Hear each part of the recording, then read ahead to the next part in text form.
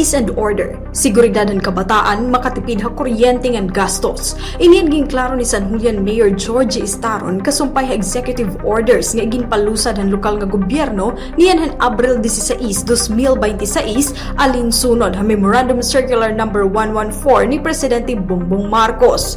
Ha ilarong hini nga direktiba han Presidente, ang nga tanan nga opisina hitod gobyerno iging aaghat nga magtipid samtang nagpapadayon itong krisis halana resulta hitong nagpapadayon gihapon nga tensyon ha Middle East. Iyahin kumbaga na-address ang aton ang safety ng kabataan, ang peace and order hiton community, ang aton pag-save, hit aton niya na kunta pag-save naton, pag-cost cutting naton, darahit aton crisis yan na, current crisis nga na-experiensyahan.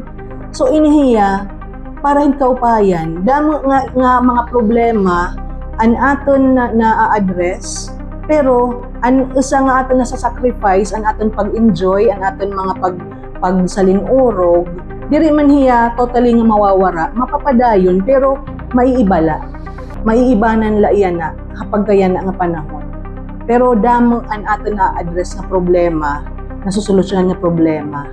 So asa iton nga siguro pinakamaupay Ilarong han Executive Order No. DJE 2026-031 igin papatuman ang municipal-wide curfew para han peace and order habugos nga bungto para proteksyonan ang mulubyo labi na ang kabataan tikang hakrimen ngan iba pa nga samo. Itong San Julian, ang ira mga rason han mga nadiri ito niya mga sarayaw kasi yan na nga panahon siguro han unahan aton mga panahon diri hiya sugad.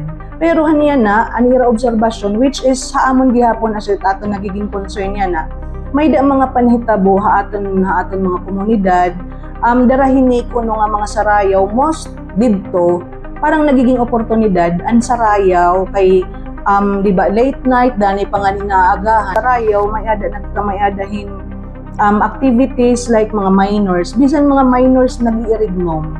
Yada hiton publiko kanay hino iton naglilid, hino iton nagpapasilitar hiton nga okasyon, hiton nga event, iton aton community.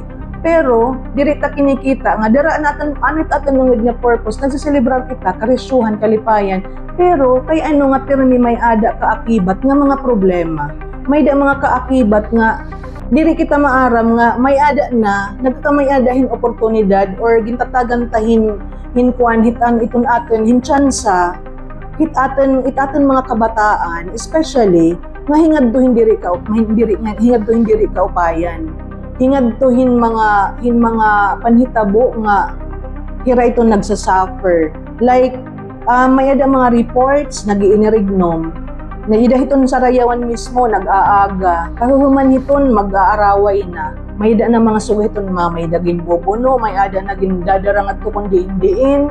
Para naman maibanan ang paggastos ng paggamit ng kuryente ng krudo, usaha pinaka-importante ang ginhisgutan ha Executive Order No. DJA 2026-032 ang pagsilibrar han kapatronan, kundi in limitado la ha usa ka adlaw ang selebrasyon nga nakatutok ha mga aktibidad ha simbahan. Para itong San Julian naman po, nag-issue kita yung executive order, ini nga mga measures nga gin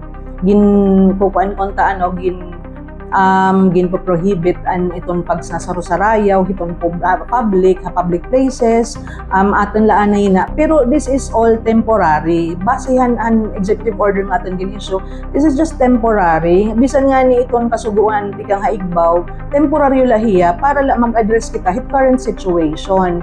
So yan na kasumpay hini ginklaro ni Mayor Estaron nga temporaryo la ini ngan para gihapon ha kaupayan han bugos nga bungto, pero aminado hiya nga may ada mga kinahanglan isakripisyo.